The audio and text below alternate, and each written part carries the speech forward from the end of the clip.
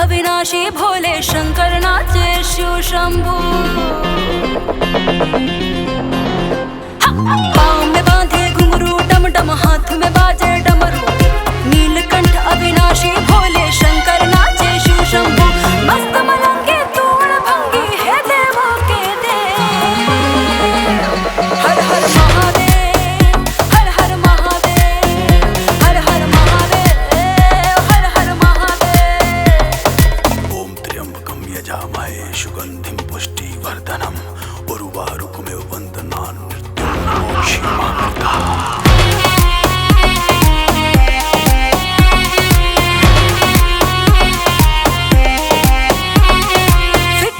तुमको अपनी भक्तों के हित में जीते हो, फिर कैसे कह दे कैलाशी तुम हंस कर विश्व